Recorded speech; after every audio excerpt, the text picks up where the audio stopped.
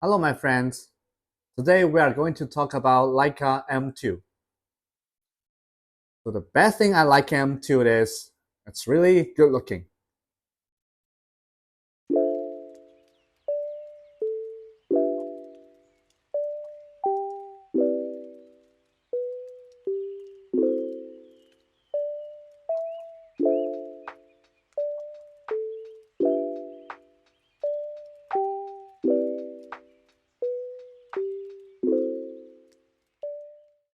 This is Leica M2. It feels good when you hold it and take photos, but I will still not say this is very small. The broad neck cameras are smaller than this, and M2 is almost the same size as M3 and all film cameras, maybe except M5. It's not lightweight, it's kind of heavy.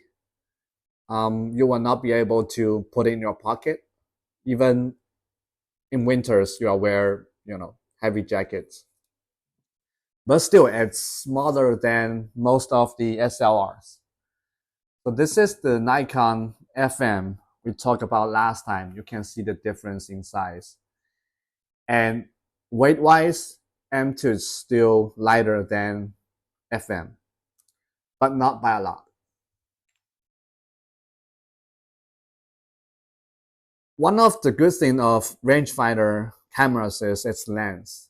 The size, the weight of the lens of rangefinders is smaller than SLRs because of the nature of it, and it's more closer to a film. So I'll use this camera for street photography most of the time.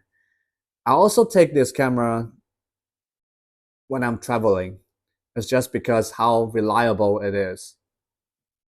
So M2, similar to M3, it's fully mechanical camera. It doesn't have a light meter, so you never need to worry about the batteries. There's no place you can install battery in this camera.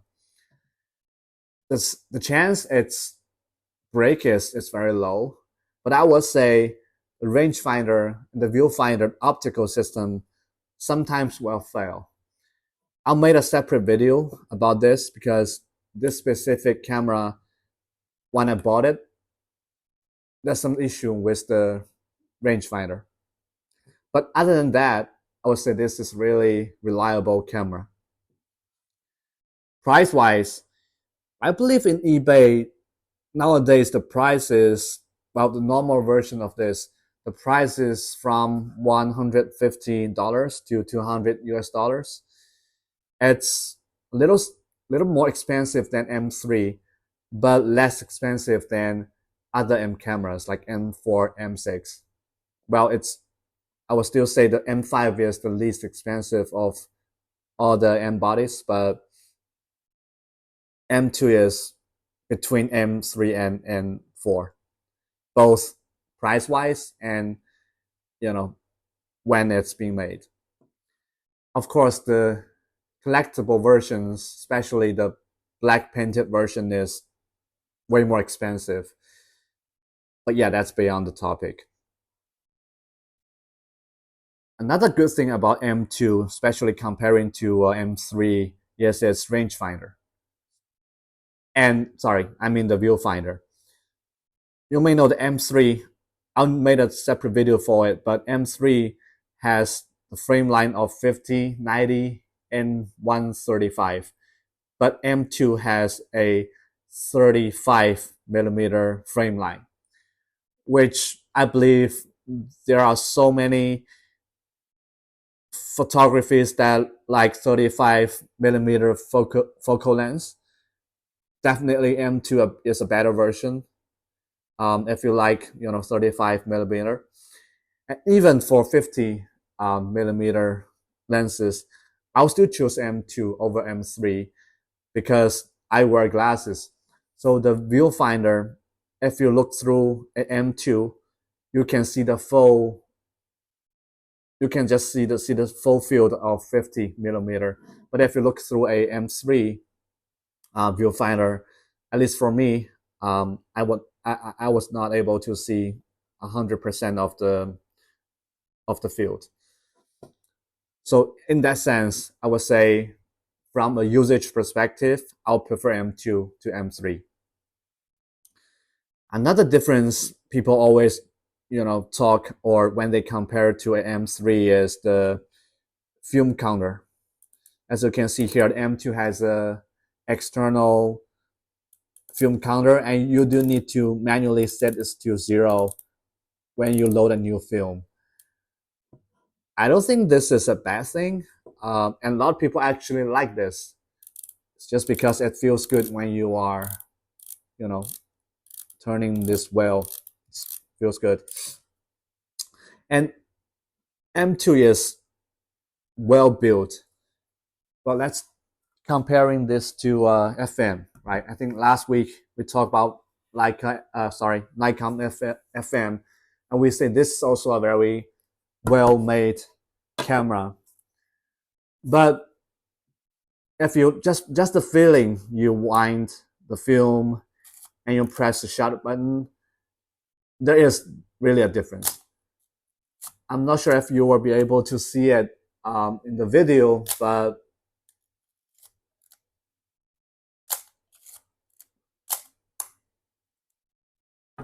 it's just if M2, when you wind the film advance lever and press the shutter button, it feels much smoother than the FM. But I'm not saying FM is not good, it just feels not as smooth as a Leica M2. Maybe that's one of the reasons why FM2 is much more expensive than a Nikon FM. And so I also want to talk about the accessories that I'll recommend to use. One thing is this eyepiece. I also talk about eyepiece when I was making the FM video. If you wear glasses, again, I highly recommend a eyepiece. So this eyepiece, I believe it's made by Leica, and it's covered by rubber, right? So if you put this very close to your glasses, it will not scratch your glasses. But if the original metal eyepiece, this will definitely scratch, damage your glasses. So another thing I'll recommend for Leica cameras, especially vintage camera, is a leather case. Well, I admit it feels better when you hold this camera without a leather case, but the reason I put one on it is I want to protect the camera. And say one day if you really want to sell this camera,